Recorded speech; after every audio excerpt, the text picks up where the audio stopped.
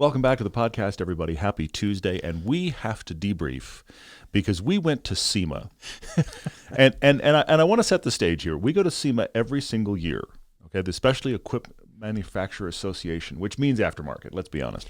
And there were a few years there where SEMA was scared because there were regulations. Nobody was going to be able to aftermarket anything on their car. They've survived that now. What it really comes down to is builds that make no sense, manufacturers showing off things they probably won't build, and products you didn't know existed. That's good. And I don't think that you and I would go more than like once a decade, except for the fact that all of the sponsors that we're so grateful to support this show, they all happen to go. Mm-hmm.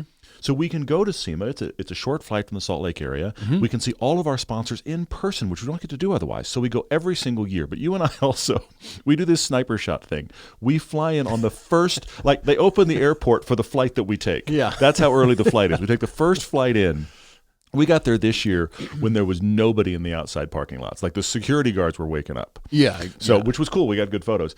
And then we leave pretty much as soon as the show closes that night. Show closes at like 5. We make our way to the airport. We're back on a plane. It's an exhausting day, but we get a ton done. So we went. It's very surgical. It's very in, out. We saw so many friends, the Griot's folks and Power Stop, and so many friends that are practically family. It was really, really cool. Yeah. We had a great time. For those of you that said hi, thank you. We're going to come back to some crazy SEMA photos because you guys deserve crazy SEMA photos. But the funniest part is because we do it in one day and we figured out how to do it in one day, everybody we tell, like, how long are you here for?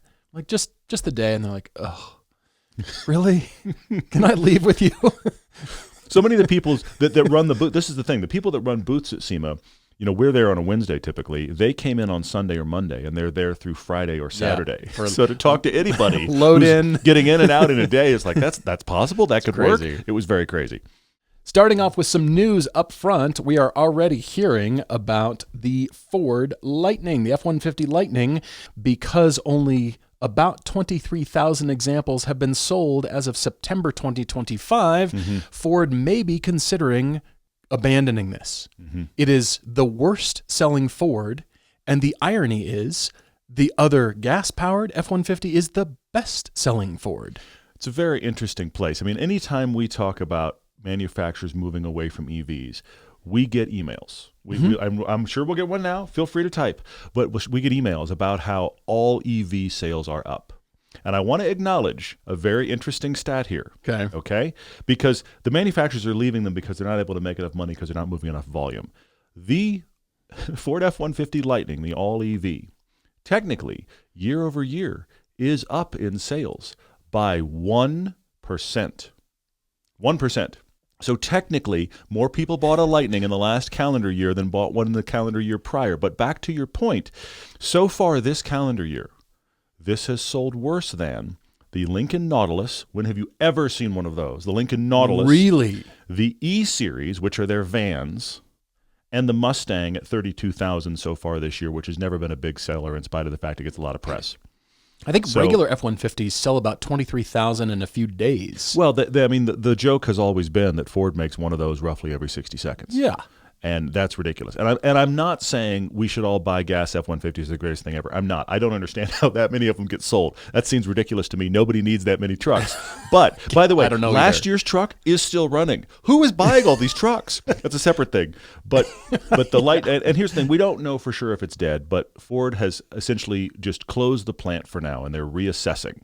Part of the issue was the supplier for aluminum for the truck actually had a fire at the factory, and so it's caused a huge delay and disruption in the production. So combine that with sales, it's not just sales, but it's actually raw materials to make the truck as well. So there's a lot of influences going on, and then of course the product planning, where are they going, what is Ford doing? I mean, besides the Mustang GTD, what's the newest, coolest, latest Ford product that hits your mind? Go. That's it. That's not the one much, that comes up. You're right. Right. Well, and this is the same problem going on at Chevy as well. Chevy, the number I've got in front of me here is that Chevy sold less than 10,000 Silverado EVs, and the Sierra EV is about 6,000. So I mean, that's not good numbers anyway. Now let me turn it around. All the Cybertrucks litter the landscape. Anyway, they're littering the landscape because they've got problems. It's a separate thing. Because there's not that many of those either. All things told, except for the fact that they're all over Park City and they're all billboards for construction companies. That's all they are now. That's really all. It's crazy. Yeah.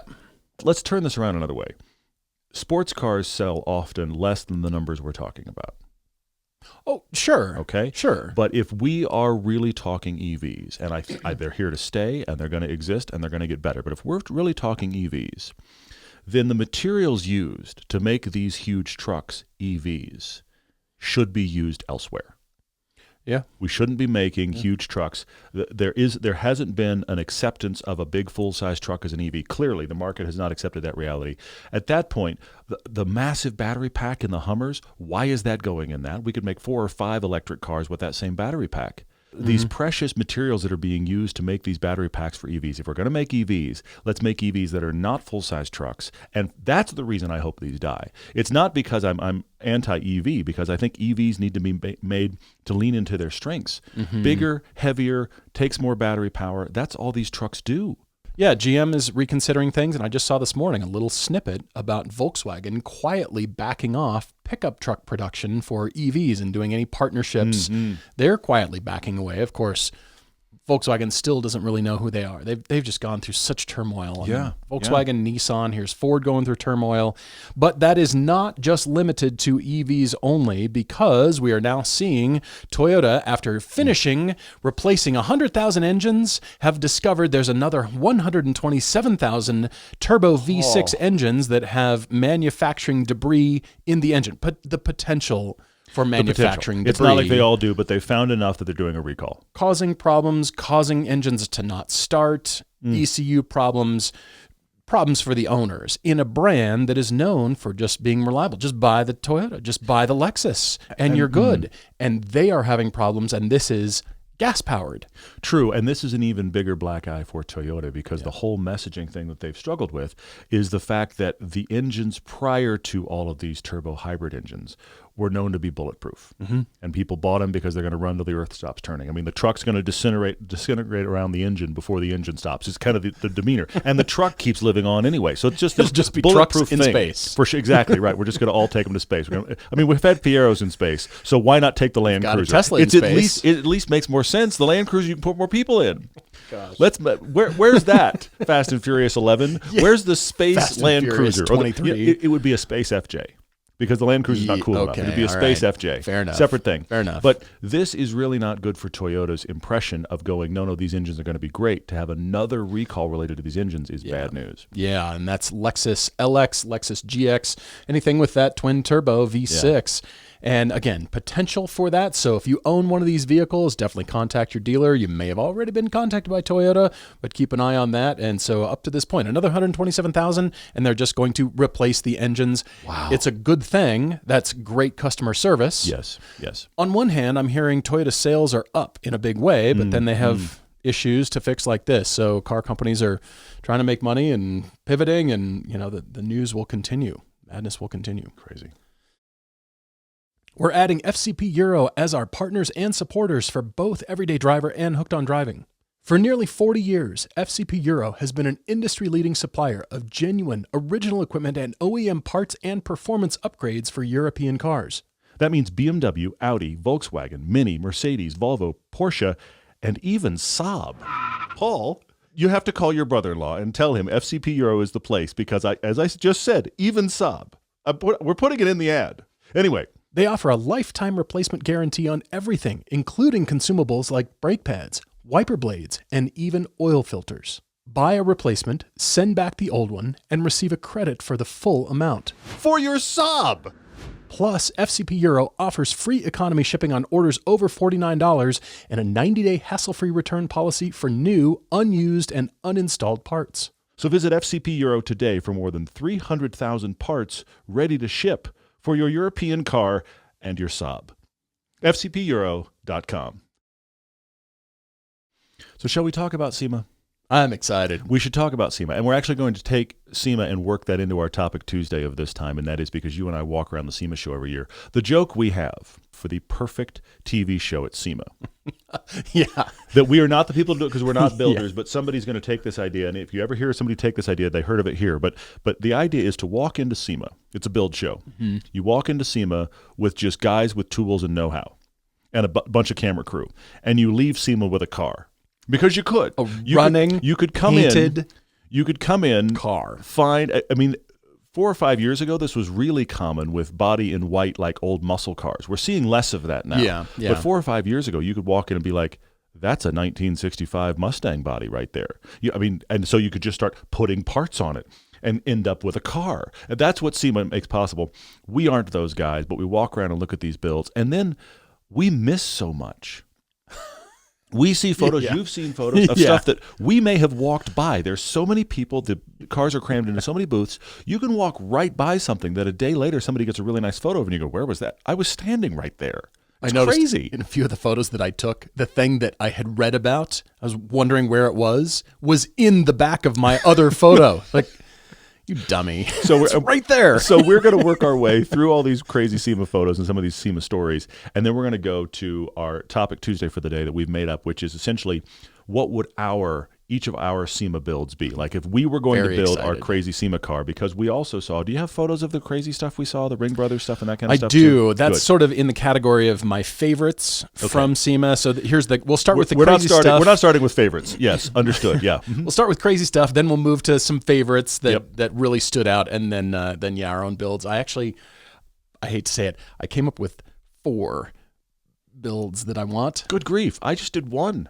I felt proud of myself for figuring out 1. Anyway, you're the list guy, so it's good stuff. All right, here we go. Diving in. I like to just be free with the photo taking at SEMA because you never know what you're going to see. True. And from 2002, 2003, the Mercedes E-Class, you remember that car, just a nice button-down business sedan, is now a Safari off-roader. Everything needs to be a Safari off-roader. Yes, it does. Yes, it does. These are the ones that theme are of SEMA. like the iconic, they're the taxi cabs in Europe practically. I mean, it's just an E-Class. There it is. So this is being shown by PassionAutos.com at the RTX booth. Look at the front bumper on this thing. I mean, E-Class, it's just the dichotomy and the worlds colliding is what I love the most about these things. Creativity, I didn't know you could do that. I guess is that legal? Is that allowed? Well, sure. Anything if goes. If you're taking it to SEMA, I mean, let's build it. SEMA is the realization of what we could do. It's just the realization of that booth after booth after booth. Super cool. Although I'm going to nitpick because if we're going to do a SEMA build, if you're going to do it, well, you got to do it. You got to go all the way. The rear bumper on this car is straight tubing. It is not, if you will notice, a nice arc. From a plan view, it is not nicely shaped to really reflect the back, the very gentle curve of the back of the Mercedes. The back of the Mercedes has an arc to it. That radius is not correct. It's just, so it doesn't look quite to be the SEMA standards here, because SEMA doesn't mean just thrown together. I mean, this kind of looks that way, and it's cool, and I like it, but the SEMA builds, the ones that really stand out, there's Battle of the Builders, and then there's just general builds from Kindig Design, from Ring Brothers, tons of them. They're astounding. The attention to detail is astonishing. It's incredible. So that has not happened here. The radius is different than this back corner. It doesn't match, and it should have had a nice arc. And then the body side, this is just straight tubing, bender, get it done. It's just about the right size. That's the kind of thing I don't love to see. If we're going to make a SEMA build, make it long-lasting. Make it, don't just slap it together. Make it amazing here. So cool, but I'm a little nitpicky on that. But, we're seeing awesome stuff at SEMA, so if you're going to do it, let's go ahead and do it. What I hope is that they drive that. I'm concerned they aren't going to drive it, but let's go actually rally that somewhere. But anyway. It's going to need to get dragged out of a bog somewhere. Yes, it's got all the great hitch points. Right. It's going to be awesome. Moving on here to something that I have been making a lot of noise about over the past years, and that is I wanted Toyota to build a GR Prius. Yes. They didn't. They still haven't.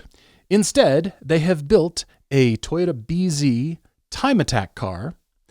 It is a full BEV, taking the BZ, building it up. It already starts with 338 horsepower, and it's now 400 plus horsepower, full chromoly roll cage, FIA spec, and they have totally reprogram the ECU because it's a Time Attack car. It needs bursts of all of the energy speed for a lap, yes, for a very short period of time. So they have put a giant wing and a huge rear diffuser. This is what I wanted for the Prius, and even toned back to like 2% of what this is on the Prius. That could be viable. So GR Prius, but instead they did it to the BRZ or the BZ, which. Okay. This just feels like the wrong application to me when I walked around it, but there it was. Yep. And then moving on to the Camry GTS. When we drove the first or the new Camry for the first time, I was making noises about GR-ifying everything, make it GR. Well, here is this GTS concept. Now, the power hasn't changed on this, even though I love the shade that it's in. It's suddenly making it a Camry, not boring. Yep, it's like a Lamborghini orange. It really is. Fantastic. So the power hasn't changed, still 232 horsepower, but what they have done is add 8 piston front brakes. And it's about suspension and chassis tuning. So braking power, suspension, chassis tuning. But GTS from Porsche, being the best balance between street and track use, that's what they've done to a Camry. So I applaud them for doing this. I would love to see more power. Come on, make this a GR car. Offer this. I bet you people would buy it. It would be like a low-cost M5 kind of a car. Interesting. Okay. This actually makes sense to me. And keep the price down. Yeah, don't increase the power too much. Maybe a little, maybe just 100 or 200 horsepower. But they could do it because that hybrid platform they're using is in everything, and they can change what the power levels are. It's just a tune at this point. Exactly. But if they're going to do this is not quite up to my 250 to 600 horsepower range. It's only 232. So come on, Toyota. You got to crank at least a little bit. If you're going to do it, let's do it. Well, and they're now all-wheel drive, too, so they have that option. So anyway, Then let's get into some crazy stuff. I told Todd when we arrived at the show that I wanted to see an EV that has been dune buggied, modified off-road, and I found it within about 8 minutes. You wanted a lifted EV, and I said, don't worry, somebody's done it. And shortly after saying that, we saw this Model Y up on a lift on huge suspension and actually jacked up, and Paul went over and just walked. Paul was lost for a while. I lost Paul for a bit. Yeah. So this is the baja-e.com, and it was sitting at the BenPack booth, sitting up on the lift here. But yeah, I mean, this kind of makes it exciting. Of the sea of Model Ys, this stands out. It does, because it's way too high. I'm actually asking, as I look at this photo in detail, is it sitting on the BenPack lift because it can't support itself on its own suspension? I'm not sure, but that's a SEMA build for you. That is a SEMA build for you. It might just be sitting there. It might be perfectly sitting because the tires appear to be on the ground while it's on the lift. I don't question the lift, but I do question whether or not the car can support itself. But it looks cool. Not sure. We're just going for cool right now. It is cool. Yeah, there you are. Moving on to a Jeep that I saw that is a cool build. Surfboard on top, looks great, lots of money and time invested. It's like an 80s Jeep. Yeah. It's like one of those, what did they call them when they made the almost pickup ones? Was it Comanche or not Honcho, but was it the Comanche? But they made like even after that, they made like an X. It was the pickup version of the Wrangler, essentially, and they've turned it into a total surf truck, which is funny because it has Texas plates. Texas is not a surfing destination, but that's okay. We're moving on. I mean, it does have beaches. It has beaches, but nobody is going to beaches in Texas as destination, by the way. True. Spoken as a Texan, with the possible exception of Corpus Christi, which is way south. You're not picking out a Texas beach. Anyway. I mean, if you're going that far, keep going on into Mexico and go surfing down in Baja and go down there. Yeah, anyway, moving on. So I noticed this, and I thought, cool Jeep, and you'll start to look around the car, and as I got closer, I noticed the exhaust is straight piped, and it exits pretty much next to your ear. Mm-hmm. So as cool as this looks, the exhaust exiting right there, straight pipe, nothing. It's roughly 2 feet of pipe. It's roughly 12 inches. The exit of the exhaust is roughly 12 inches, a foot behind where you would have put the actual hinge if this had a door. It has no door. Right. So that means we've got an open exhaust port. It's just at door height. That's going to be so loud. I think it's going to be undrivable. So cool, but it's a SEMA build. Yeah. Total SEMA build. We don't build. need to take this anywhere, yeah. Speaking of SEMA builds. Oh, yeah. I actually really liked this. The best El Camino, the best Monte Carlo SS El Camino that has ever been seen, ever existed. Slammed bodywork. This is cool looking. Super wide, very angular, incredible fenders. I mean, this is not something you're going to be able to drive. I hope it's on airbags so that they can actually get it up off the floor and drive it somewhere because it's pretty much slammed to the floor. Yeah. And it looks incredible. And I am not a guy that likes El Caminos, but everything about the bodywork, it's like, and I mean this in the best way possible, styling-wise, this is like you crossed an El Camino with a DeLorean and then painted it purple. It has DeLorean style. Yes, I think it's got DeLorean style angular feel to it. This is amazing looking. I love the way it looks. I'm not sure who it's for, but it is very cool. But this was one of 3 or 4 cars from a company called Horn Blasters. And I have to say that because you're going to see they're listed a bunch of ways. Behind this El Camino was peak SEMA for me. This is a Ram pickup from the early mid-2000s. And if you can't see the photo, I'm going to try to describe it to you. Jumping out of the hood of this Ram is what I can only describe as a nest of turbos. Okay? They protruding, have standing proud, it's an auditorium of turbos. I don't know what to say here. From the front bumper down all the way in front of where the front license plate would go, we have 4 stacks of turbos, all interconnected. They've been interconnected long enough, by the way, with all this piping, that stuff is starting to rust. Okay? I mean, it makes me think that this has been shown at SEMA before, but we've never seen it until now. I haven't seen it till now. From what I can count in the photo, because I was stupid when I was standing in front of it. I was so jaw-dropped I forgot to count. We tried to count in the photo. You go slack-jawed. We hadn't even entered the show yet when we saw this, by the way. I was practically like, I could just go home now. But this is, from what we can count, 17 different turbos, all standing proud of the bodywork, which means there could be more hidden underneath. Yes. I hope there are, actually. I don't know if this can even move from a light without you flooring it, because there has to be so much turbo lag and so much extra weight. Plus, you can't see in this photo very well, but this is a company that sells those really obnoxious car horns. They have put every version of their car horn, including one that looks like a big stadium horn, on the back. So balancing out all of the turbo nest on the front is a nest of horns on the back. The turbo.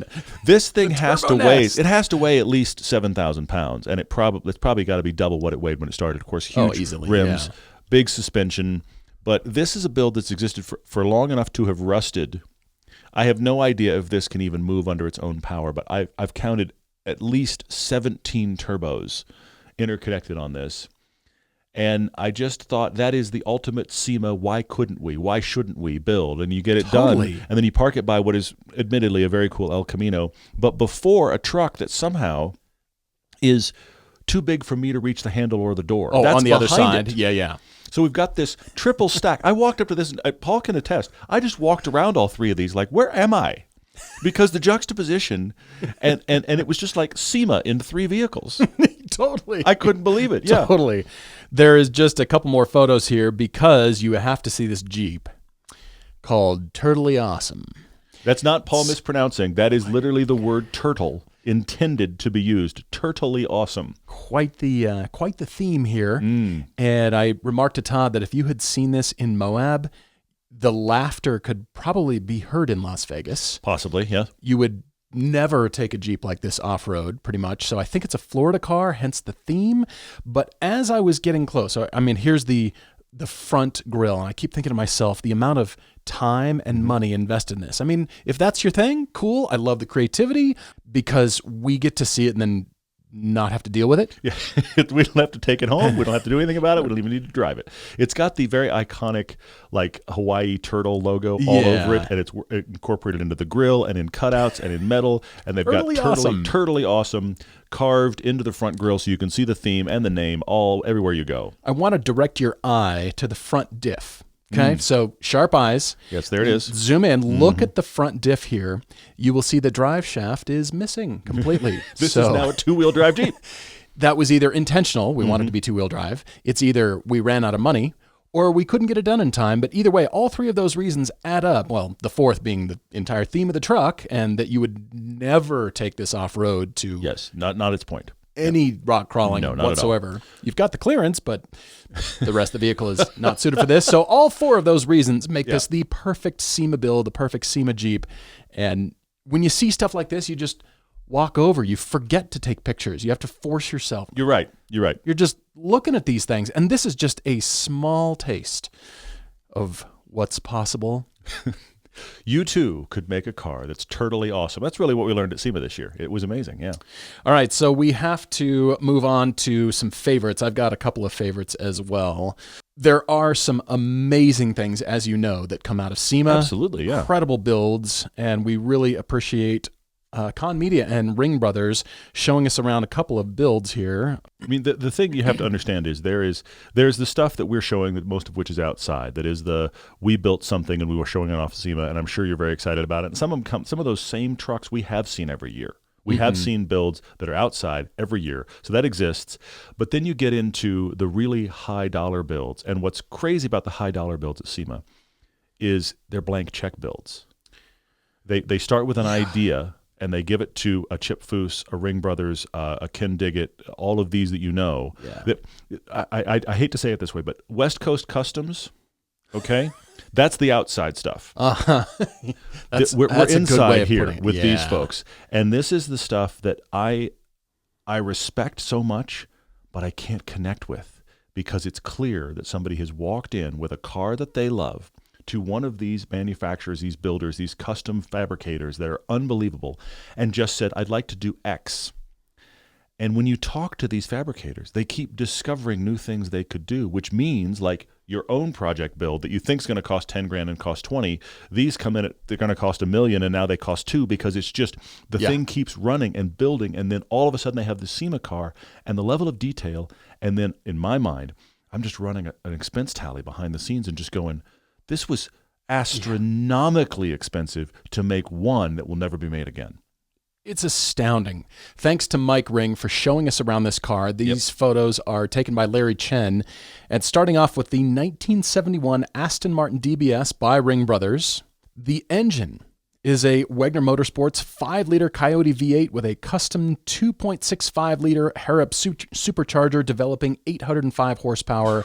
The modifications, I could go on forever, so I'm going to truncate that. I'm going to just give you a very quick list. Widened rear end, 10 inches. The front end is widened 8 inches. Wheelbase extended forward 3 inches, so it doesn't quite look like the DBS that you know, but it's fully custom engineered. Structural cage, carbon fiber bodywork, carbon fiber clamshell hood, custom windscreen, windows, rear glass.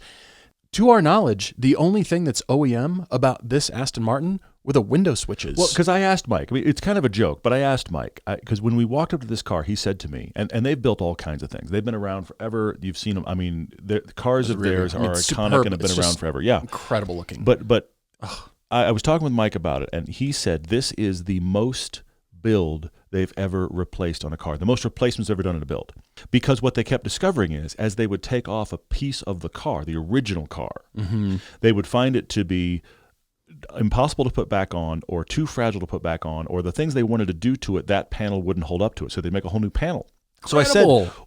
I said, what is still original on this car? And he kind of stood there for a second. It was like, it'd take me a minute, and some of the stuff you wouldn't be able to see. And so then when we opened the door, he was like, well, the window switches are original. He was kind of kidding, but he kind of wasn't, because they had to build so much on this. And I'm just seeing, again, the tally. And that's the reason I'm thinking about it like your typical project, because they didn't go into this expecting to replace nearly every body panel. That wasn't their plan. They started with a new chassis. As they built in, they were like, we got to place that, we got to place that. And I'm just imagining the blank check that's adding up and the budget that's being drained. It's incredible, but it is practically a start over. It really is. I mean, look at the carbon fiber. Look at the details on this car. It's unbelievably superb. So you'll see the shifter here. Want to note this. Zoom in on the shifter here. I've got a photo that is 3D printed. I believe it's titanium, and it's veins. So it's a hollow shifter, and those veins reflect the styling elsewhere. There's only one of these shifters. Yeah. Incredible car. I so hope this car gets driven. I don't think it's going to get driven. I so want it to be driven. Spectacularly beautiful. And okay, so moving on from the shifter, you'll see the valve covers say Aston Martini and just a little bit of color. But look at the rest of the chassis, carbon, everything. It is crazy. Incredible car. And then my favorite from the show, thank you to Adrian Mallory. He showed us around the Safari Ferrari that is the Elevato V12 built by Glassworks DMV in Virginia. 30% of this car's parts have been re-engineered or replaced, including billet aluminum upper and lower control arms, strengthened axles, CV joints, upgraded sway bars, Lynx tie rods. That gives you 8 inches of ground clearance and 9 inches of wheel travel. Adrian designed the rims, built by Forge Line, and the GTC4 Lusso 6.3-liter V12 has been given a tune, so now it makes 758 horsepower and 581 pound-feet of torque. Just walking around this car, Adrian gave us a neat tour of this. Yeah, it was cool. And the high-level specs are really impressive. The whole thing just made me suddenly really want this. The whole package. Well, let me try to ground it for the audience, because this is crazy to say. You think about the Ferrari FF, was their shooting brake thing that was all-wheel drive. And it was known to not be very reliable, and it was a weird all-wheel drive system, etc. They refined that to make the GTC Lusso. So it's the second gen, if you will, of the FF. Right. Which is their all-wheel drive. In Ferrari's own modeling, it was like, this is the car you take 4 people and skis to the ski resort. That was the concept. Yeah. Okay, this is not an SUV. It was their really cool wagon. We have a friend of the show that, I mean, you saw it in our piece with Ferrari versus the Ioniq. That's right. That's the right. Ioniq 5N, where we did Ferrari versus EV, and could this be as fun? That we've driven the GTC Lusso at length. It really is a 4-person car. It is a very impressive V12 front-engine Ferrari.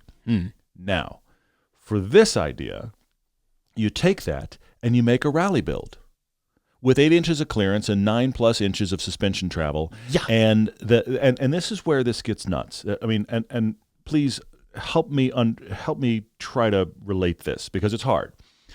After things like the Ring Brothers build, which is clearly blank check, like, yes, I could buy a jet, or I could get this build. I mean, it's that kind of stuff. It's like, oh, I can't buy that yacht yet. I'm talking to the Ring Brothers. I mean, it's that level kind of money, okay? Sure. Okay? This is actually affordable by comparison.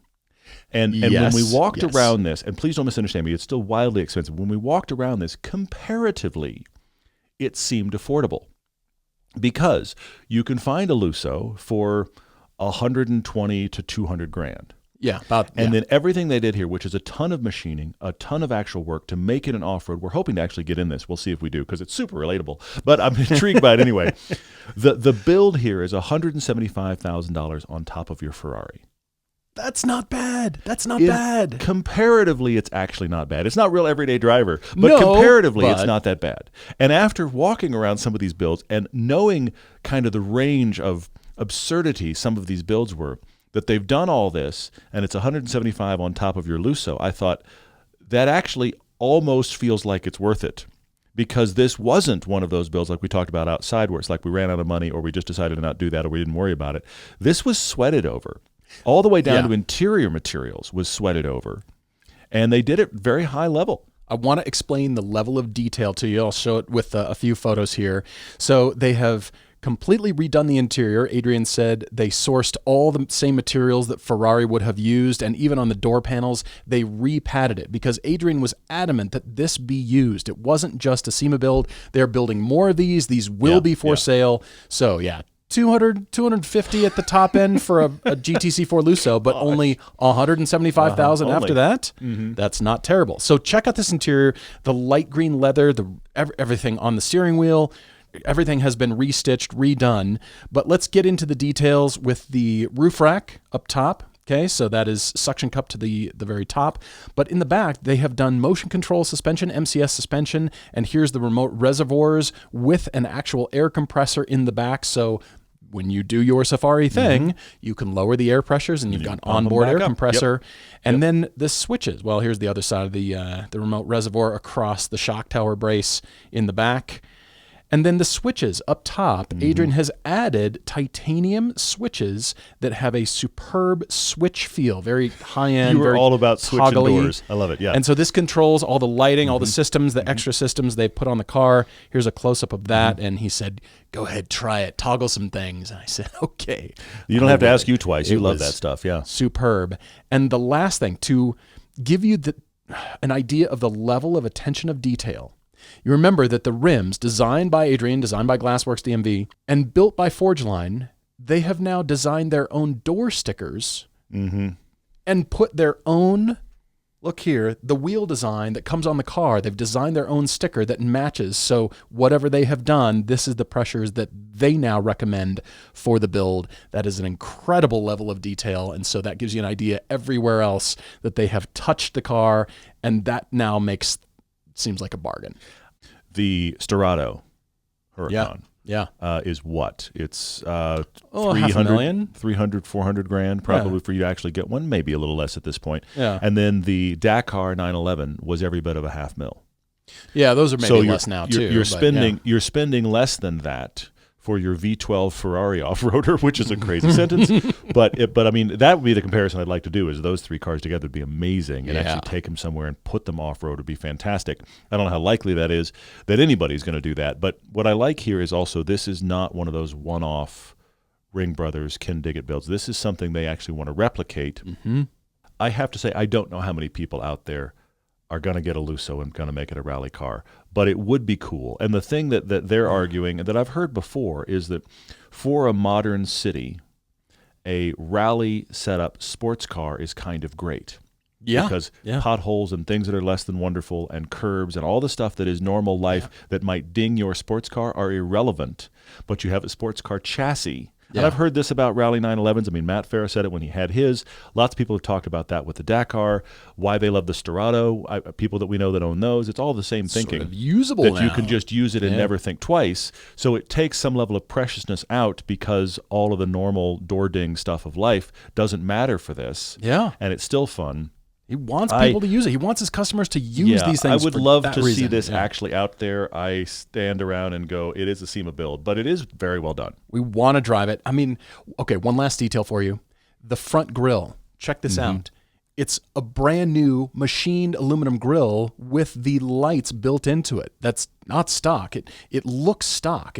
That's the beauty, making it look as clean and stock as possible, but that is a brand new grille. They're screwing around with the ECU. They're doing everything. And, of course, they're distancing themselves from Ferrari, from the prancing horse. It is make it very clear. Well, it's funny you say that, because that's the other underlying theme in all of these well-built cars at SEMA. Because the Ring brothers are in trouble with Aston Martin. Yeah. These folks are in trouble with Ferrari. People are getting cease and desist letters from the manufacturers because they're taking these and making iconic versions that are kind of the same and kind of different and have the badging of the original company but don't have the badging of the original company. And there's this weird, and I'm glad I'm not navigating it, but lawyers, there's this weird fine gray area line that they're trying to live in here and not get in too much trouble with the manufacturer but give you these crazy builds anyway. Griot's Garage is our official car care partner and one of our very first sponsors for the show. They don't just make great car care products, they want you to get out and drive your car. Griot's is a family-owned company, and they've been a part of every one of our road trips. We always take speed shine on every shoot, helping us spot clean cars at a moment's notice. Their foaming glass cleaner is the quickest and best way we've ever found to get windows clean before a big day of driving. And they're always releasing new and improved products like their updated Wash Bucket 2. Plus, all of Griot's liquid products are 100% guaranteed and made right here in the USA. The Griot's people are always happy to answer any questions to make sure you get the right product and the right results. So get the best quality car care products out there from a company that has always supported this show. Our audience can always get at least 10% off by using the code DRIVER10 at griotsgarage.com. So I guess that leads us inelegantly, because we're still banging around at SEMA and we're still talking about stupid money. But I think we're going to go to our own potential SEMA builds. What would we build if we were making a SEMA car? Do you have rules for yourself? I only did one. I only did one car. Okay. And I imagine that mine, in the grand scheme of building, is not going to be too crazy. But I'm going to need somebody good, because it's everything. It's engine, it's body work. I'm going to need everything. Okay. All right. So I did one car. You'll probably not be too surprised, but I just thought about what would I like to make the definitive version of that I would then also like to drive. So I want to make it definitive, unique looking, but still drivable. So you'll understand that some of these things in here, I'm not sure what the best choice is. I gave myself a couple of choices on some of them. But I'm going to start somewhere that won't surprise you. And that is, I'm going to start with my beloved Nissan 300ZX. I've got a picture up right now of one from the mid-90s that looks stock. I want to start here to give you frame of reference, okay? All right. Now, if you can get as high as a 96, it's the last year they were sold in the U.S., I think 96 is the only year they did OBD2. Prior to that, they're OBD1. I think OBD2 might help for this whole project. No kidding. Okay. But as we've talked to many people at SEMA, apparently they make their own wiring harnesses anyway when they do these builds, so maybe it doesn't matter. Exactly. But I just thought about, let's take this car and make it kind of a money, no object revision of this car. Not being a builder and also having some sort of foot in reality, I think at some point I probably would just say stop the pain. But I'll talk you through some things I think I'd like to do to this car. Okay. I love it. The first thing is, I love these cars and the way they look, but I want to roll the fenders out and make it a wider body.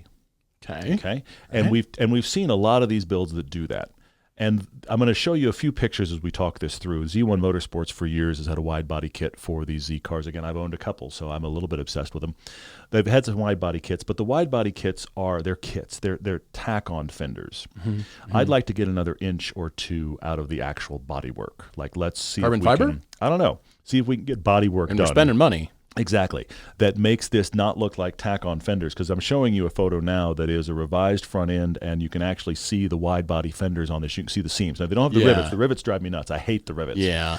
This is also showing the most modern version of the front fascia that you can get on this car, which I'm mixed about. So if I go back and forth between the original front fascia and the latest modern version of the front fascia, there's things I like about both. There was also a late model Japanese version of the front fascia. Okay. And I'm showing a photo of that as well. That is one I almost put on both of my Z cars when I had it, was the late 90s. Because they stopped selling it here in 96, and they kept selling it in Japan, I think, till 01. Okay, or at least 99. Okay. So they made a revision after they stopped selling it in the U.S. that is a little more modern, too. I think that front nose piece below the lights needs to be rethought. I want to take these three ideas, the original version, the most common super modern version, and the Japan refresh, and just get with somebody and design the definitive front end for a Z car, because I don't feel like it's ever been really nailed. Okay, so that looks like where the lights were on the original, but they've Yes, turned into they've turned brake duct cooling? into cooling ducts, exactly. So you can see lots of stuff has been done here. But the other thing going on that I don't have an image for, but I would also like to do some exploration about the lights, because I think modern light tech, you could make these lights half as big. Oh. You could make them into slits. Interesting. And it would take some playing, because I'm not sure what it's going to do to the styling, because I actually love the styling of this car. With any of these front ends, I love the styling of this car. But I think if the lights were half as big and now LEDs, what would that look like? How angry or aggressive might this make this car? There's also the step where you could go too far. But I'm just imagining a thinner... Think about this is not a great connection, but think about the current lights on the Prius or the Camry, that slit light shape. I mean, technology changes car design. Exactly. So I'm thinking of something in that kind of vein. Let's think in those terms on this front light structure. That's going to change the whole front end now. But if we're doing the nose panel, let's do new lights that is just a thin LED panel and rework that front end. So I'm thinking about that on the Z. But we've got to do a lot more than looks. Okay? And I don't have a photo for this because I don't know that you can do it. But we got to do a lot more than looks here, which means we have to do engine. Yeah. Now, the biggest problem with the 300ZX of the 90s is when you open the hood, it looks like there's another hood underneath it. The engine is so well packed in there. There's no space. That it's just practically, and it's not like engine covers. This is just engine. It's just packed in there to the gills, especially the twin turbo versions. There's no room to work on it. I've known mechanics who refuse to work on them because there's nowhere to put hands. Okay? So my huge caveat in my engine choices here is what fits, what keeps the center of gravity the same or lower, and what could you actually work on, because this needs to be driven. Yeah. So my first choice, and I don't have a photo, but my first choice for my ultimate 300ZX is the GTR engine with a manual. That would make this thing scream. It's just a unique, interesting Nissan engine. Cool. Yeah. I mean, you could, and I know people have done it. It looks terrifying, but I'm thinking GTR engine with a 6-speed would be amazing if you could get it to fit. I'm not sure it fits. The other one behind that would be the current Z car motor, which is a 400 horsepower turbo, which is interesting. It would probably also fit. But the reality is you'd probably wind up with an LS. You probably would. Just an LS and a 6-speed would just work. LS swap it. I mean, it changes the sound and it changes the character of the car. That's irrelevant because I know the LS motor fits. And I am concerned about finding something like they did. Remember when they did the Nissan Juke with the GTR motor? Half of the motor was underneath the windshield glass, like up against the firewall.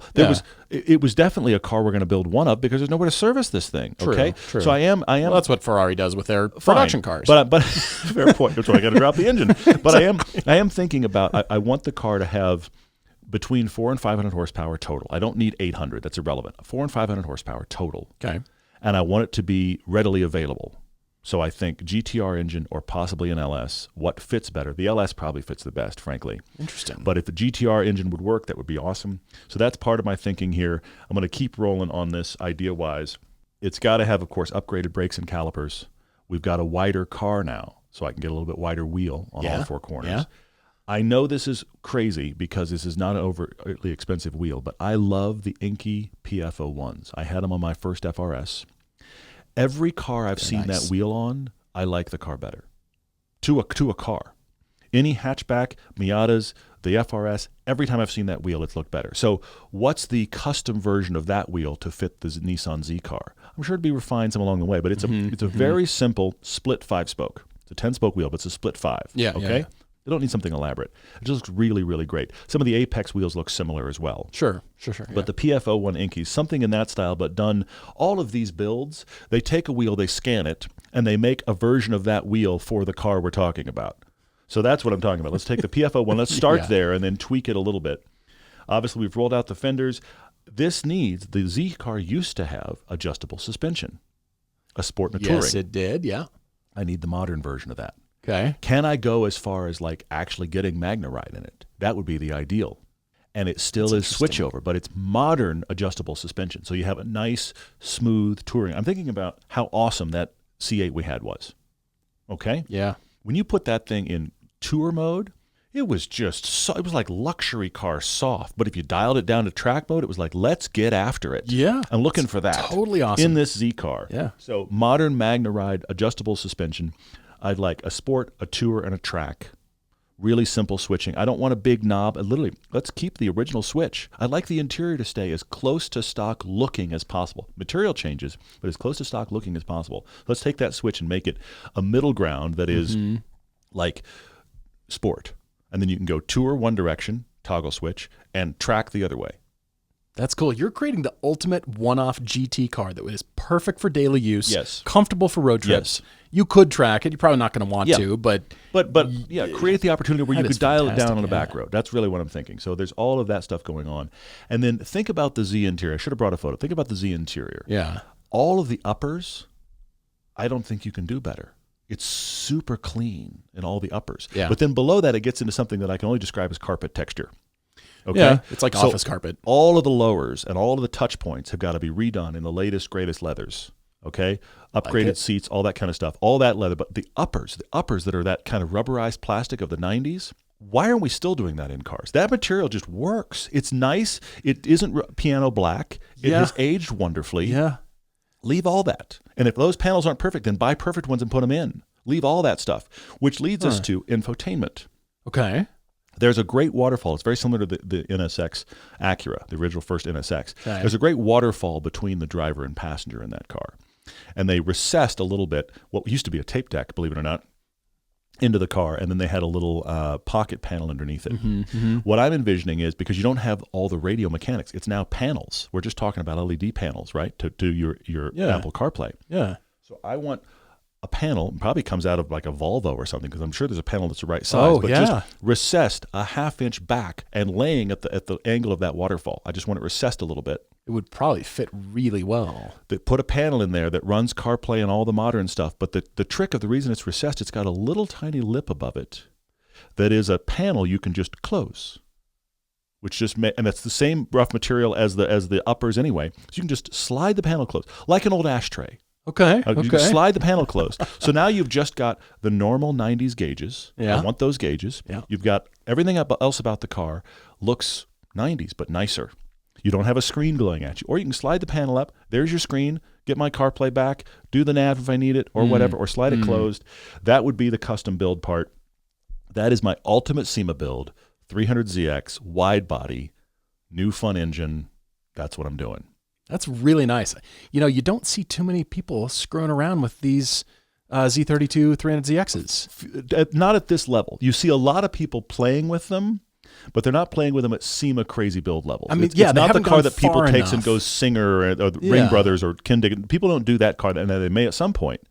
But it's still like 60s, 70s cars that are getting that treatment. This is a 90s car, and we're just not there yet. That's really good. Well, I'm excited to... You've got 4. Get you thinking. I've got 4. Crazy. That's crazy. How did you do 4? It's because I was scattered. I was all over the map, and some of these actually exist already because I thought the perfect build would be, well, it exists. But I started out with going for production that's something that could actually happen. Somebody would like okay, the And I difference ended between a it Ring crazy. Brothers and an Elevado. It's the stuff that somebody could make a few of them. Like a car manufacturer could build. Okay, all right, great, love it. And love that it. is Okay. Subaru. You've seen the new Brataroo, Travis Pastrana's new Gymkhana car. I've talked about Brats for years. I wanted to do some sort of Brat coolness, and here he went and did it with a 670 horsepower 2-liter boxer engine, making 680 pound-feet of torque, 6-speed sequential gearbox, all-wheel drive, WRC spec suspension. So this thing is obviously designed for jumping. It's designed for Travis. There's only one of these. Exactly. That's the key. It's designed for Travis Pastrana. It's designed for how he drives. Yes, for he sure. can control a tiny bit while he's in the air.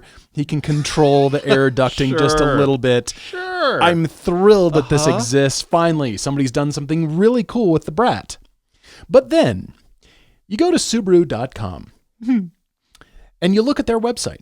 And you look at all the vehicles that they build, and you think, what's the one that doesn't match? What's the one that doesn't fit here? At a low level, whatever was done to the Brat, to Brataroo that thing, and make it cool off-road rally safari, doing the slightest Subaru-fy the BRZ. Like, make it a Subaru. Make it lifted. Make it. Yeah. People have. Yes. There's been some Yes. lifts, some, with the braid wheels. People have done that a little bit. Our friend Chris that does Topher, he did a minor lift on his and used it as his winter car, and it's his favorite winter car ever. He was on my mind. Yeah. Absolutely. So here's something that could be put into production. Again, a low level. It doesn't have to have 670 horsepower. It can have 250, 300 out of the boxer with a warranty, lifted, a few lights, and suddenly it's that thing we're talking about. You could drive this, you could daily this. We have wintered this when we had our FRS or the GT86, GR86. But this safariized, It's ready in to the be wintered thinking, all the time. Brataroo plus BRZ and go for production. Now, I also realize that Toyota did this at last year's, the 2024 SEMA show when they introduced the Celica concept. So here's Toyota already doing this. Why hasn't Subaru? Why hasn't Subaru gotten a hold of this idea? That's a great point. And made the BRZ match their entire lineup? Come on, make it. It doesn't have to go this far, but a little bit. And Subaru accessories are where it's at. I mean, that's where the money's to be made. People could do all these builds. It could be Legos on this thing. And I think that would revitalize sales for the BRZ and make different trim levels. And it would, let's say it's only available for Subaru. I love the Toyota version. Sure. But I get make where it you're going. Yeah. Subaru, that off-road, the rally, you could, you tie it, you're using Travis Pastrana as the selling point. Like, he flies through the air, but I'm almost there. Like, I could launch this thing at 150 over a bridge, just like you did with the Huckster. I could do 30 miles an hour over a speed bump, and while he does 150 over a rise. I get it. That's good stuff. So I started there. That's my first SEMA build, but it's definitely leaning more towards production. I love it. But then I thought, well, what I want is a safariized or rally Cayman. As it turns out, our friends at FCP Euro have done just that a few years ago. They built the FCP Euro Rally Cayman. It was built for the ARA open two-wheel drive class, standard engine, the M97 engine and drivetrain, sole performance headers and exhaust, re-engineered cooling system, and completely reinforced chassis and re-engineered subframe. They have raced this. They've driven it everywhere. I think it lives in Arizona, and superb. I want to drive this badly, but they've already kind of done it. I mean, SEMA build, off-road, rally Cayman, perfection. And they didn't even add too much horsepower. They just changed the cooling and, and they lifted gave it a the lift. thing. Yeah, I get it. Yep. Absolutely brilliant. Of course, I couldn't stop there. So moving on to a collaboration between Myers-Manx and Tuthill, along with Freeman Thomas as the designer. This was actually just previewed at the Quail in 2025. There's not too many specs available, but as I scroll through the photos, Tuthill's only building 100 of these. It's going to be an 11,000 RPM flat six, so definitely Porsche inspired. It's got full carbon body, front, center, and rear diffs. This is kind of what I want. The Porsche Myers-Manx Safari Porsche Oh my God. Okay. collaboration. Tuthill's doing it, only building 100 of them. I mean, look at this. The interior, I mean, it's rally. You can daily this thing. I mean, the doors, check this out. You got to hop over the sill. So it's yeah, it's that Myers Manx, but it does have that little bit of Porsche flavor with the flat six in the seats and booking across a field. God, Amazing. Really amazing, this honestly. is what I want. Yeah. But that finally leads us to the fourth category. And as we were selling the C8 Corvette from the show, Yeah. I suggested to you, if it didn't sell and nobody wanted it, what if we turned that into a Sterrato kind of a build? Yep, I do see Nobody, to my knowledge, no one has touched the C8 Corvette and made that a safari rally build like we've been talking about. Any of the Tuthill from FCP Euro, from Ring. Nobody has touched the C8 Corvette, and I wonder if that's coming. Here's the idea. The ZR1X, because it's all-wheel drive with the front motor, and Sterrato-ify it. Well, you could even do it with an E-Ray. You could do it with an E-Ray too. That would also work. Obviously be heavier, but it doesn't need to be the full crazy 1,000 plus madness. horsepower. I like the madness here. Lamborghini's done it. Porsche's done it. Everybody's doing it. This gives new life to the C8. Sterratify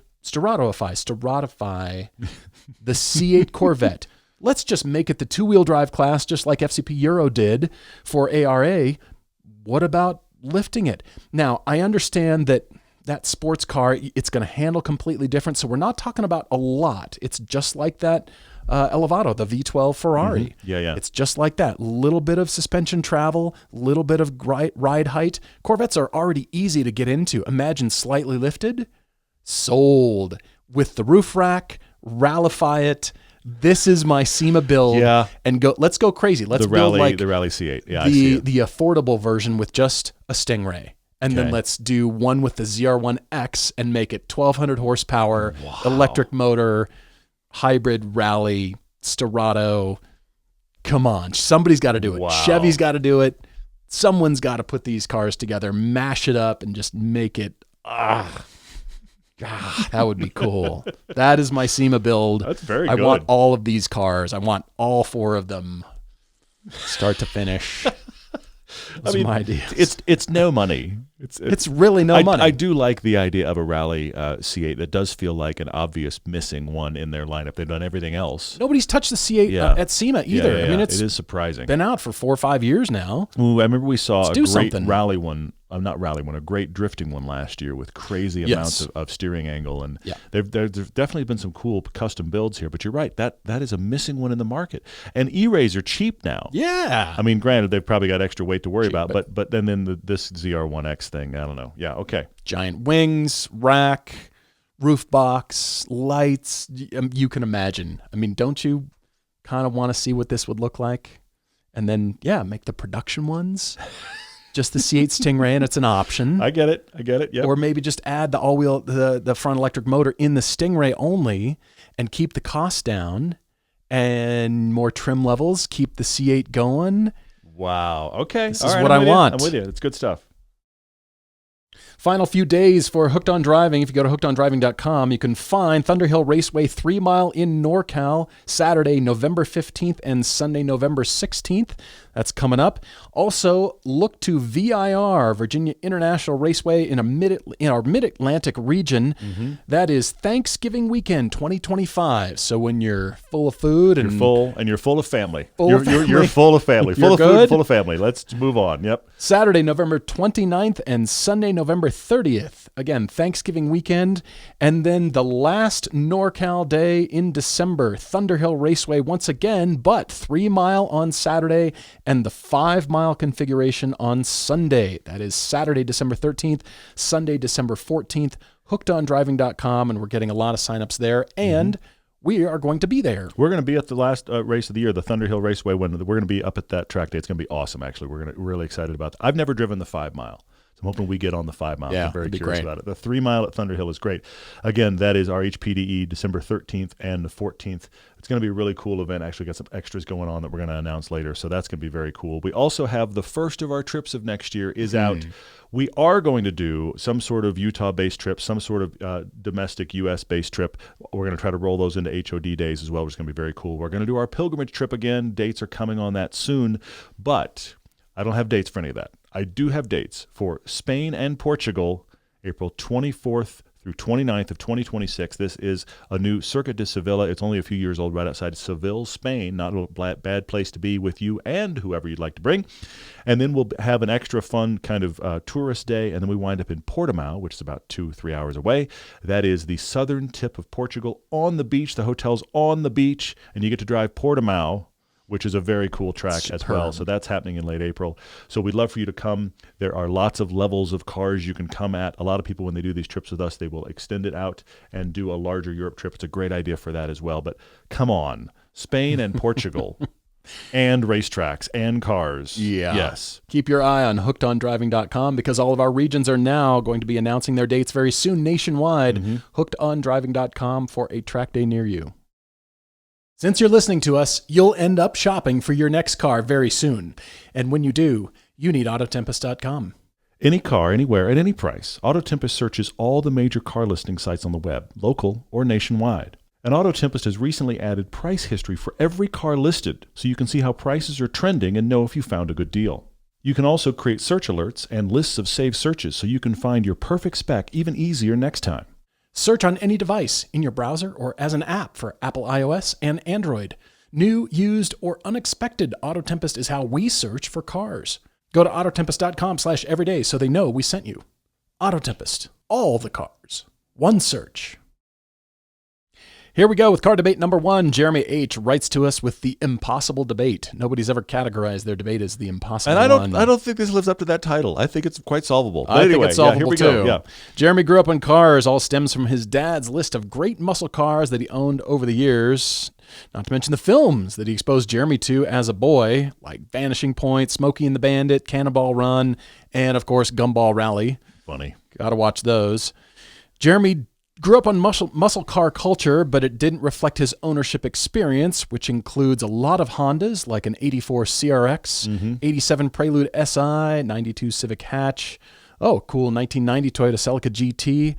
Jeremy, you had a 1999 Cougar. I worked on the second generation of the Cougar that was killed when I interned at Ford Motor Company as a designer there. Was it killed because you interned? Don't make that connection. That had nothing to do with it. It was just funny. Business, and I don't know why. Had nothing to do with you. I was tasked with with fun. Yeah. 03 350Z, Camaro SS. His only V8, actually, as he mentioned, in spite of his dad's huge list of V8 muscle cars, the only V8 he's owned is that 2010 SS.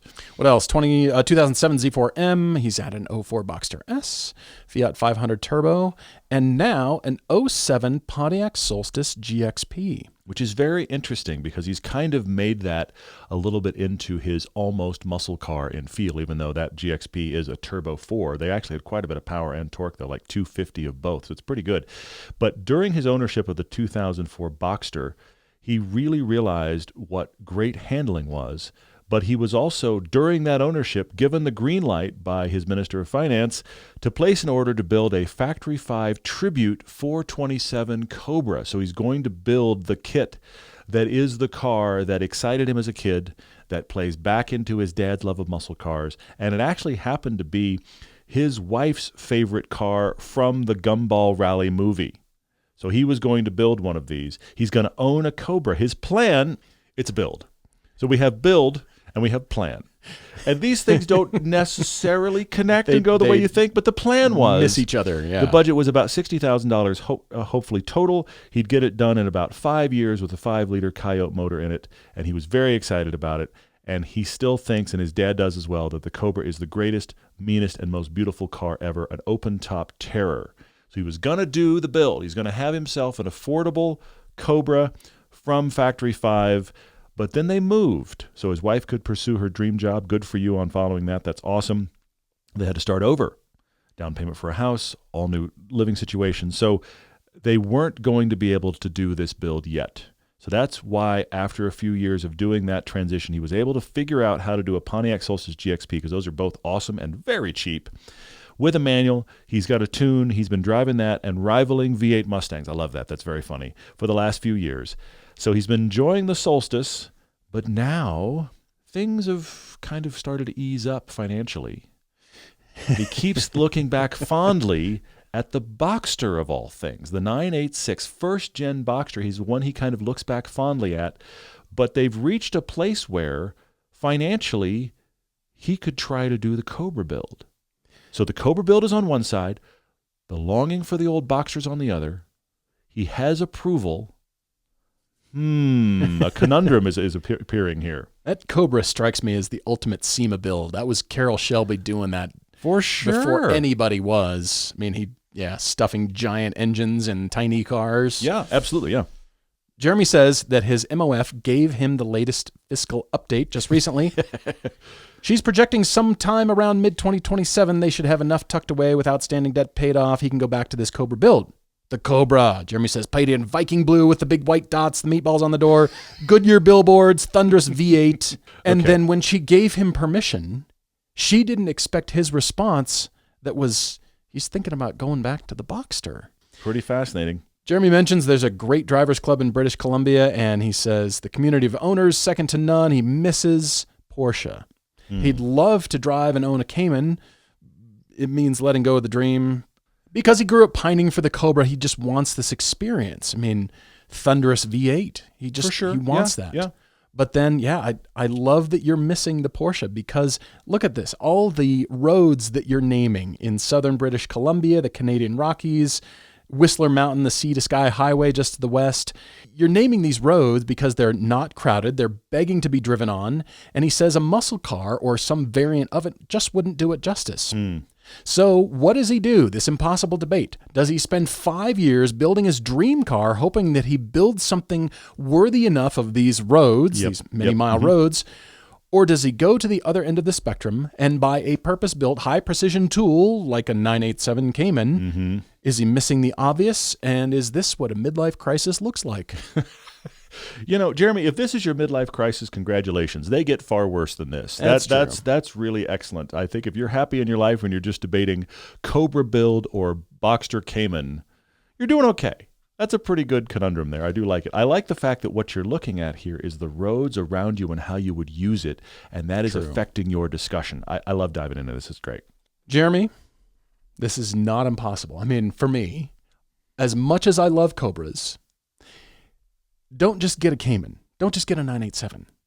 You said $60,000. That's pretty much what you can go use to get a Cayman R, 2011 Cayman R. Those are the special, brilliant to drive. You're not just wanting a Cayman. You're wanting the precision tool that you're describing. Cayman R, my friend. And here's my reasoning.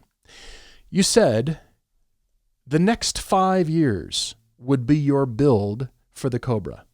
Imagine that. Project yourself way into the future, 5 years in the future, spending money throughout. It's not going to be a $60,000 build. Don't add up the receipts at the end. It's and it might not be done in 5 years. Life changes will happen. I'm not saying you'll move, but things will change. Finances will change yet again. Things will change in those 5 years to the point where I don't want you to look back and say, I woulda, shoulda, coulda, I want something. Because in my opinion, you might be able to do both. Because get that Cayman R now. Go get that one. Sure, yeah. In the lime. I love this color. Great, yeah. Go get yourself a Cayman R because I want you to have something that you're going to drive now. I want you to enjoy that now. You're already waiting for it again. You're already ready to go. So imagine the way you feel now and add 5 years onto that. Yeah, agreed. You're going to go nuts. Agreed, totally. I want you to have a great car for all those great roads, and you want the Cayman, so buy it now. But those builds, they'll chip away at your wallet, but it'll feel you won't feel it quite as much over a period of 5 years. Because let's say you get to the end and you have your inaugural trip, and everything is fine. You'll be wishing that you had something earlier. You could do the build. You could get this and then slowly chip away at it and build, but 5 years could turn into 8. Yes. 5 years could turn into 10. Yes. Other things came into play. I mean, your opinion of the Cobra, as much as you wanted it, it already changed because you wanted to point back to the Boxster. Yep. Cayman R is my idea for you. As cool as those builds are, if you're going to get a Cobra, get one that's built. The build process, as much as you'll have into that, I think you'll get too anxious and you'll want to drive something sooner. Interesting. You and I actually went fairly similar places. It's probably not too much of a surprise to many of you, but I do have some other cars to add to your discussion, Jeremy, but I just want to start here on the Factory 5 Cobra. It's very cool. It's very Super iconic. Cool. We drove an actually Factory 5 built one. It was actually the Daytona, which I like a little more personally, styling-wise, but we've been in the best variants of what we're talking about. And they are very cool, but I don't get a sense. I don't know if you get this or not, Paul, but I don't get a sense from Jeremy that he's ever driven one. The original Unknown. Cobra or the true. Factory 5. That's a good point. I hate to say what I'm about to say because I know we all have those iconic cars, but I think this is going to excite you for one drive. I think you're going to drive it and be like, it works and it runs and it's a Cobra and it's cool, and then all of the reality is going to dawn on you about the loud, the wind, the buffeting, it's just there's nothing nice about this experience. It's a very cool experience, but there's nothing nice about this experience. Mm-mm. I think your wife's going to join you once. Yeah. And then you're going to have a real conversation about this has no top. What if we get weather? Am I going to drive something this loud? Is this dangerous? All of the reality is going to dawn shortly after driving this car. And I don't think they drive well enough that none of that matters. They drive iconically. They drive classically. Yeah. All of those, all the stuff you're envisioning, the big V8 and the wind in your hair and the thing and the icon, it has all of that for a perfect day on Pacific Coast Highway for 3 or 4 hours. And how often are you going to get that? It's not the precision tool that he's describing. It's not the scalpel. And he kind of knows that. He kind of knows it's not right for his local roads. I think this car is primed to disappoint you. So, and not get driven enough. So if you spend let's just say, right at your budget, $60,000, right at your timeline, 5 years, you spend 5 years building this, you're going to have so much of you financially and time-wise invested in it. How much will that extend your love for the car? Because it will extend it. You built it yourself. I get it. But I still think you're going to come around to, this isn't the car I want long-term. And I say that also because at any time you can go online and find many of these for sale. Somebody has built it. It was their ultimate car. They built it, and it's now for sale, and they're between $25,000 and $60,000. Pick your build style. You could potentially go buy a nice one right now for $40,000 and try to sell it in a year for, let's say you'd sell it for $35,000 or $30,000. But you have the experience. You don't have to wait on the build, and then you can get rid of it. You're saying just try it out because he might not like how it drives, or just the ownership experience. My number one thing here, Jeremy, is have you driven it? Because I don't get the sense reading your email you've ever driven an original or the Factory 5. They're gnarly. I don't think Yeah. you're going to love it as much as you've lionized it. And I'm concerned about that for you. I think it's going to be one of those cars where you get it built and you're like, I love it because I built it, but objectively, I don't love it.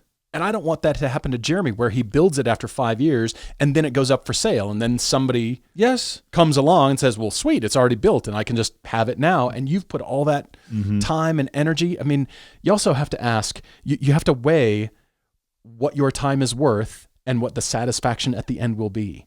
And for that reason, I think you see where I'm going. I don't think those are equal.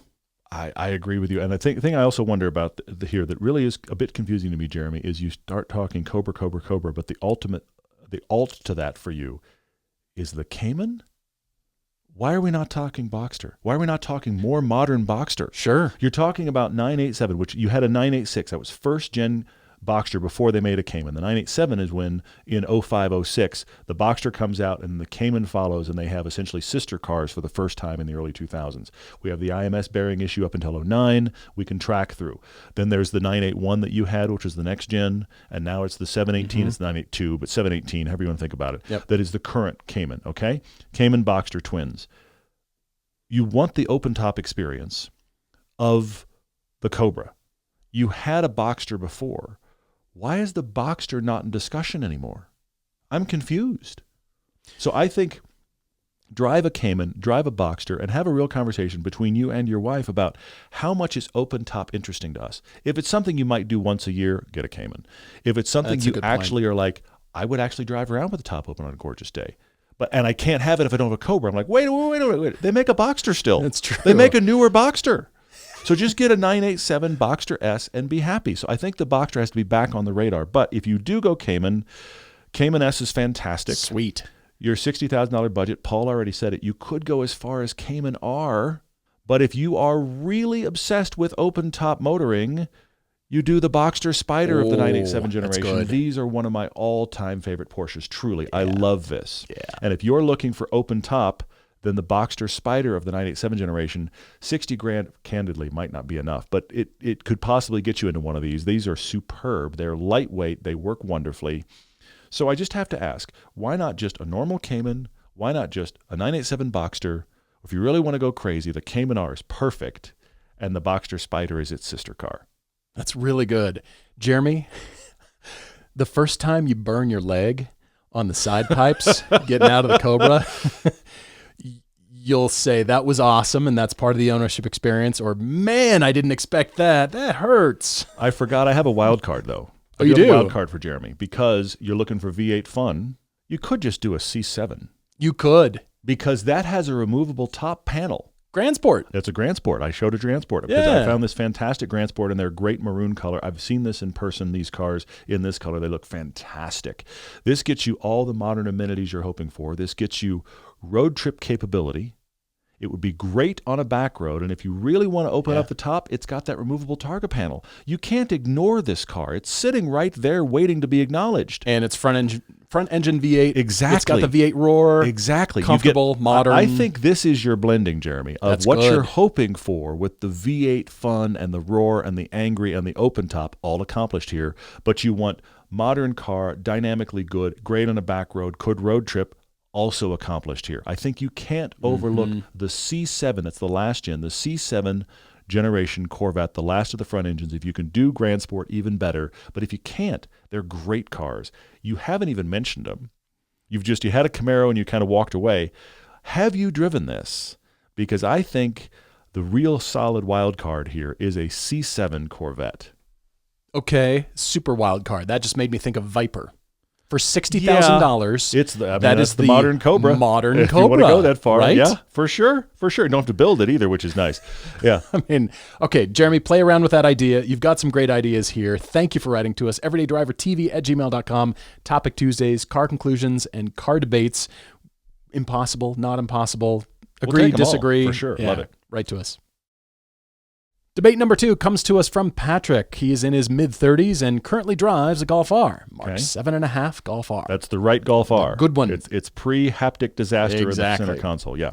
Patrick and his wife upgraded to this from a Mazda CX-3 because he was slowly losing his mind not having a car that put a smile on his face. The Golf R is more fun than the CX-3. Get it. Absolutely, for sure. Yes. But he needed something that could handle winter trips to Tahoe. Okay, sure. Understand. Fast forward 2 years, both he and his wife are back to the office, and they bought an Audi Q5 for cheap off of his sister for his wife. Okay. Patrick says while the R is a great car, they could easily sell the Q5 for more than they paid for it, and he's itching for something more engaging than the R. He says the steering in particular is so numb. But the good news here is that his wife loves the Golf R, so theoretically, she could get the Golf. They could sell the Q5. She could get the Golf R, so it stays in their life. It's win-win, and then he gets something else different as his quote-unquote, it's literally in quotes in the email, his daily, which is great. So then he gives us the rules. Reasonably reliable. That's a wide swath, my friend. I've never heard of somebody's bar being that low. Reasonably reliable. It's fine. He only commutes 45 minutes in traffic 3 days a week. It's only 25 miles. He doesn't mind high-cost maintenance cars because he's always owned German cars. He doesn't want to get something he knows will be bad, and he brings up the E60 M5 with the V10 in it as an example. I mean, yeah, potentially. You don't have F1 to V10? Potentially a problem. He also would like to have rear-wheel drive. This car doesn't have to do Tahoe trips. Yes. He's almost always had all-wheel drive cars. He now lives somewhere he could daily a rear-wheel drive car again and would just like to do so. He wants something beautiful because he does automotive photography, and the R just didn't motivate him to go out and take photos. Price of under 45 grand, ideally. And he's never owned a coupe. So some highways allow two-seaters to count for the HOV lane. I mean, yeah, it's more than two people and up. That counts. That two people counts. So anyway, he could possibly take advantage of that as well. And he would like something over 300 horsepower. So those of us, including you and I, that are chiming in for the 86s and the Miatas, out. Yeah. More than 300 horsepower. Yep. DCT or manual, because he's happy to deal with a manual in traffic. Good.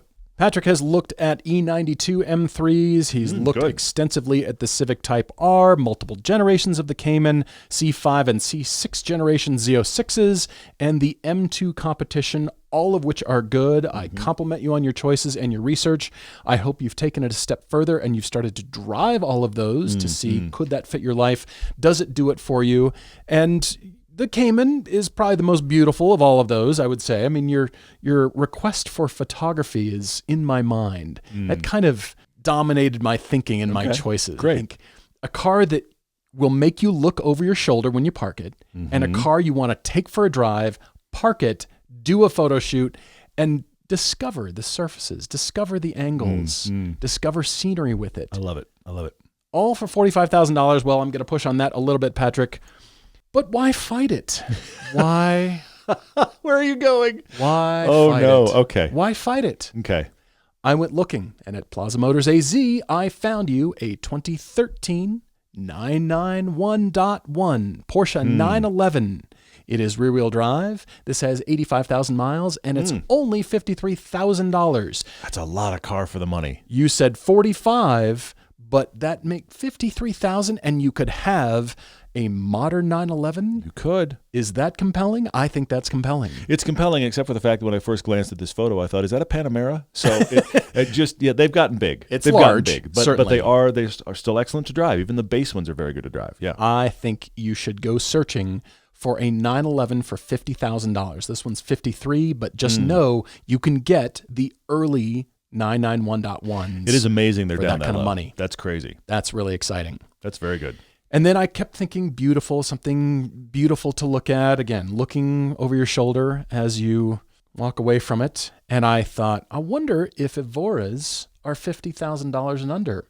They are. Good news, everybody. This is an S. It's a 2014. No, this is a 2011, I think. Yep. This is a 2011. Yeah. The S. early ones are. Yeah. Yeah. And you know what? This is $49,000 with about the same mileage on it. Pretty. It's excellent to drive. You've got 4 seats. You've got 2 seats. It's kind of both.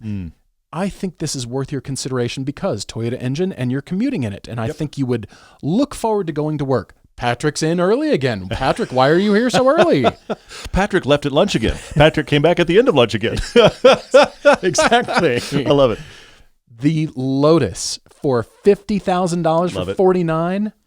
But if we're going to do a Lotus, I highly suggest an Evora 400, and I found one again at Plaza Motors AZ. Okay. Now, this one is $66,000. I was wondering because they're not 50. Yeah. They're not 50. Yeah. But it's no money. It's no money. $15,000, $16,000 more. The 400 is a very good revision. I have to give it to you. Because if we're going to do an Evora, let's get the 400 and above. 400, 410. We like the GT, of course, the best. But the 400 is superb. $66,000, amazing commuter. You're going to want to take photos of it. It's going to be reliable. It's going to run. Well, it's going to be reasonably reliable. Let's put it that way. It's well above the bar of reasonably reliable for sure. Yeah. Have I sold you yet? I think you're going to want this. I think you should drive a Lotus Evora. Commuting in it, you're going to look for excuses to anything. Are we out of lunch meat again? He leaves at every break. I need milk. He leaves the work at every break. It's Here very we go. funny. I do love it. It's great stuff. Lotus Evora 400 for $66,000. But again, if we're spending that much, another 911 in there. But something beautiful, fast, great to be in, great to commute in. You're going to look forward to it all the time. That's well what I done. want. Very good. You and I overlap some on this, actually, but I like it when Paul champions Lotus. That just pleases me because we talk a lot of Porsche on here, and every now and then I get feedback that I should stop talking about Lotus. So I like that when I don't talk about it, you talk about it. That pleases me very much. So we're going to... You were talking about Caymans, which is great. I love that. For sure. So, Patrick, let's first talk about the BMWs that you brought up.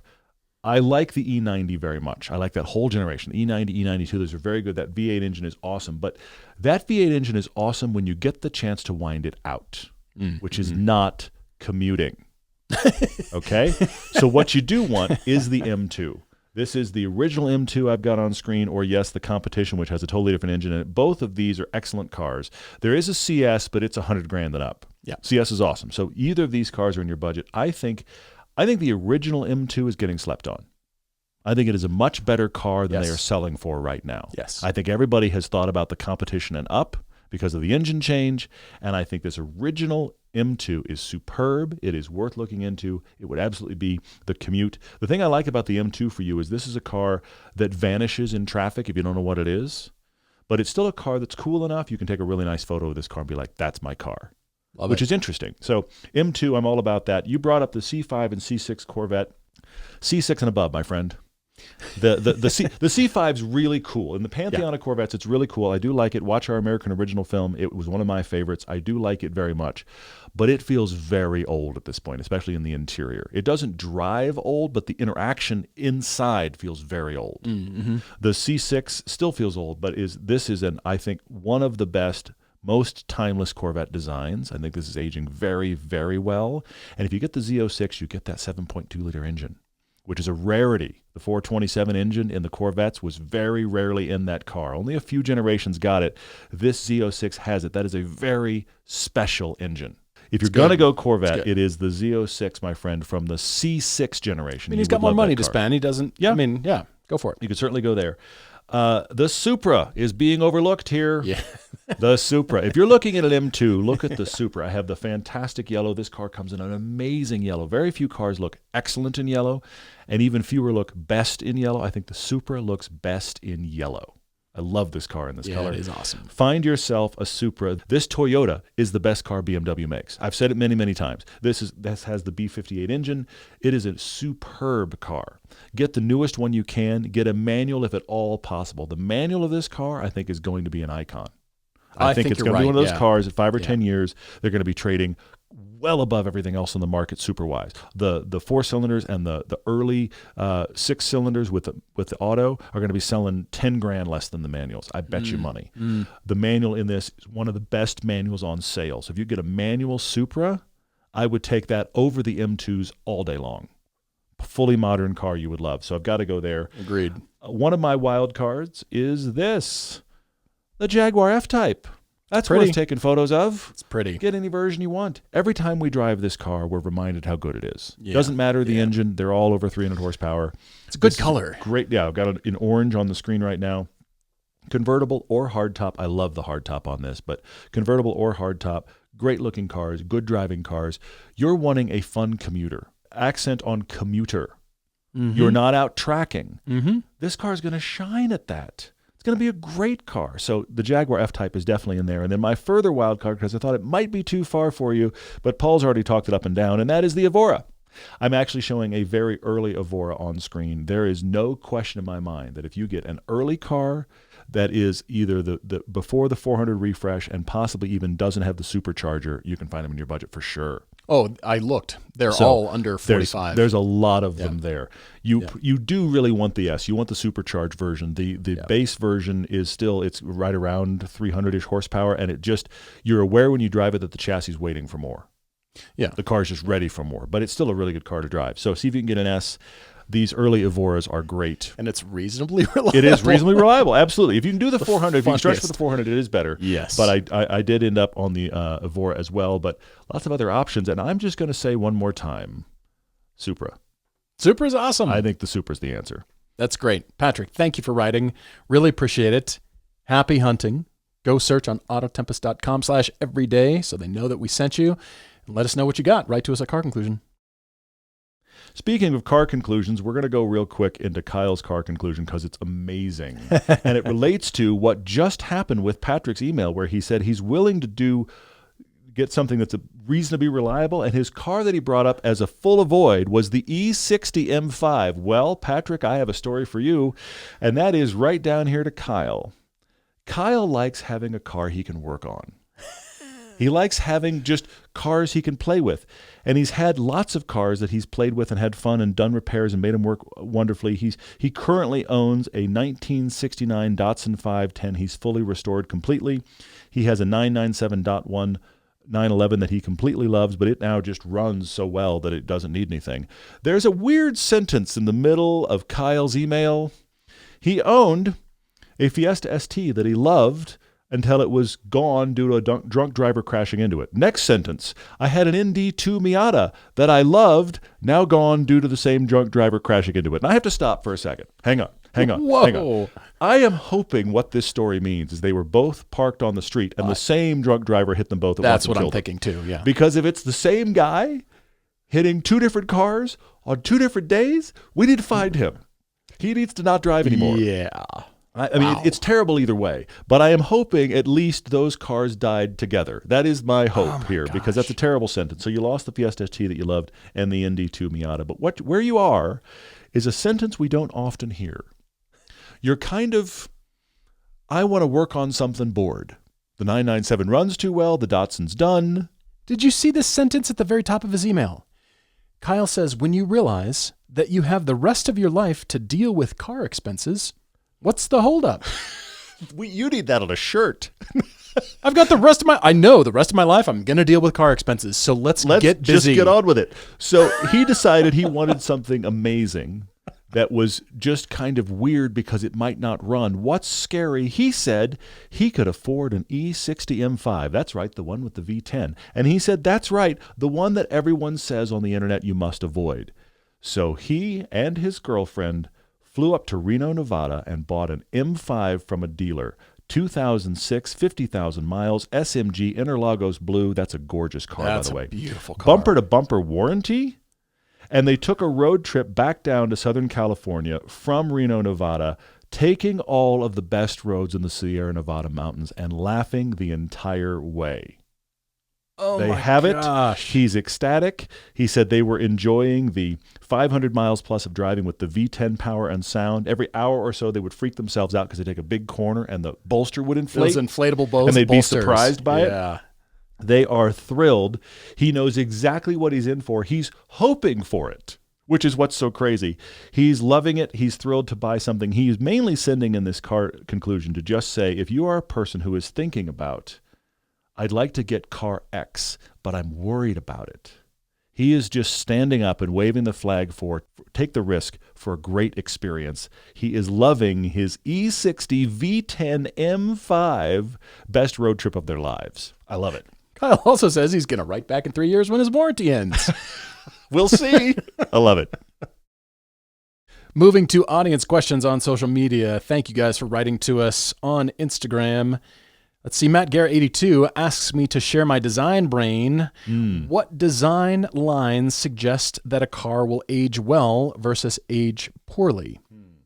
I have two examples in my mind, and that is the Chevy HHR, or pretty much anything from that era. You know, the PT Cruiser era, the Chevy HHR actually is the same designer who left Chrysler and went to Chevy and designed Chevy's version of it because that was the popular thing at the time, and Chevy wanted one. Chevy says, we literally need one of those. They snipe the designer, and they have him make the same thing for them. So that stands for High Heritage Roof. Like you wanted to know that. The bread van, the HHR. Yes. So that grill, you could describe the shape of that grill as a sort of a horseshoe shape, could you not? Yes. Sort of a squished horseshoe shape. Yes. Well, look over on the Bugatti Veyron and the Bugatti Chiron. That also has a horseshoe shape on the front. It's definitely more a clearer horseshoe kinds of shape, but still, they're kind of described when you're describing those lines, but they are vastly different in execution. So it's not just a single line. One has aged poorly. One has aged very well. I think the Veyron still looks good. It still looks very exotic and stately, very, very imposing. Very expensive too. Yes. So it's not just the line that would suggest, well, that's going to age poorly, because we both used a horseshoe kind of a shape. It's a great example. I love that. Right? I see what you're saying. Yeah. I wouldn't have thought about that. It's the era of car, those retro, the retro phase that GM went through. Yeah, let's not lean too far into the retro thing. Whereas Alpine A110s, it harkens back, but it's not full retro. It's not trying to pull everything out. Let's stop creating Mustangs, and the only thing we have to look at is all the ones in the past. Let's throw it all out, just like Chevy did with the Corvette, and make something different and unique and new again. Come on. Yeah. So it's not just a particular line. It's proportion. It's the era of the car. It's people's perception about it. How well did it sell? There's so many factors that go into, does a car feel like it aged poorly? Well, all those influences in your mind. Like nobody wanted it. People laughed at it. Sure. It's kind of a dumb, underpowered, poorly executed, not that safe, doesn't really drive well kind of a car. Whereas if all of those things are applied to something similar that, yeah, I checked all the boxes. Drives great. I totally remember that. Like an 88 Honda Prelude. We all have fond memories of that. It wasn't very powerful. Sure, yeah. But that has aged so well. Sure. Crisp 80s blocky design, pop-up headlights. Mm-hmm.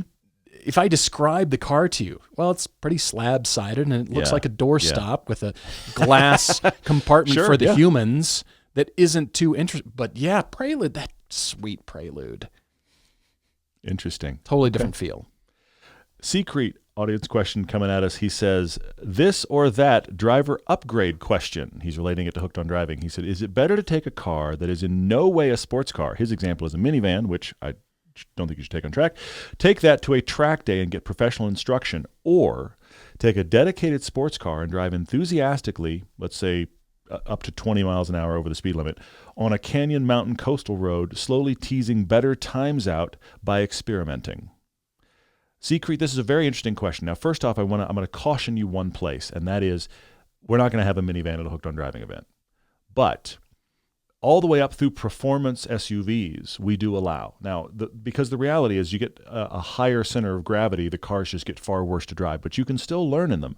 I've seen Altimas, Camrys, Sentras, all this kind of stuff at Hooked on Driving days and track days in general, and it is amazing what you learn in the wrong cars. I would say bring a car, not an SUV or van, and you will learn more going to the track day with an instructor. And here's why.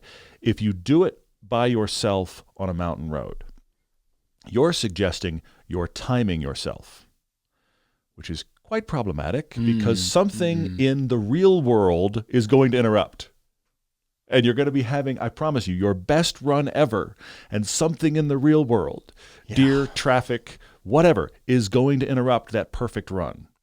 And I think once you start timing yourself in public, it starts to become a recipe for disaster, potentially, because there's always the stuff you cannot control. At least on a track day, we're all going the same direction.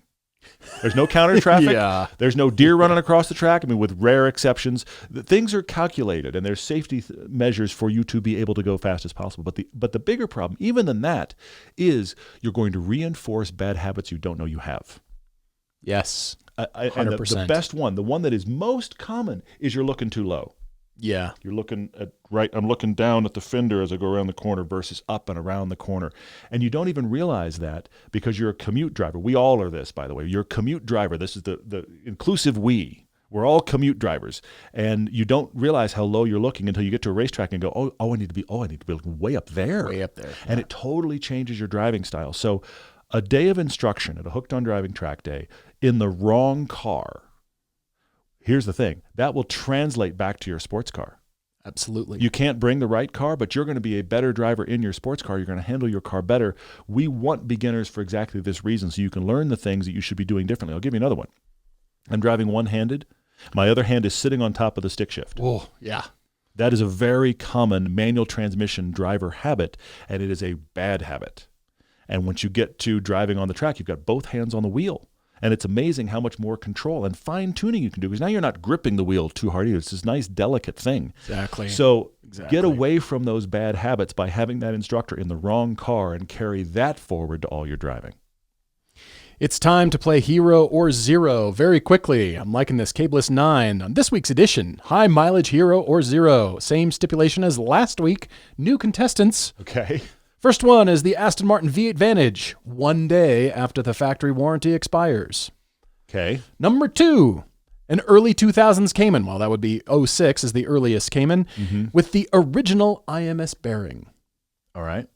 And third is the BMW M5, the E60 V10. It's back. With original rod bearings. Aston Martin V8 Vantage after the warranty ends, IMS bearings still on your 06 Cayman, and V10 M5 with the original rod bearings. I'm going to put a couple stipulations on this. I'm going to assume, big assumption, that all of these have been properly serviced to this point. Okay. I'm just going to put that stipulation on. Just not like somebody was over meticulous. It's just if it needed to be done, they got it done. Okay, properly serviced. which one do I think is the least risky? Is that the question? Pretty much. Pretty much. A properly serviced Cayman is probably the least risky of those three, if it's been properly serviced and genuinely driven. I was going to say, I would add to that driven. Yeah, I'm assuming all of these have all miles. of these have been driven. Yes. A Cayman that Driven has and sat, serviced. I would stay away from the 06 Cayman that has really low miles and Yeah. has just sat. I'd stay away from that one. But personally, I'd get the Vantage.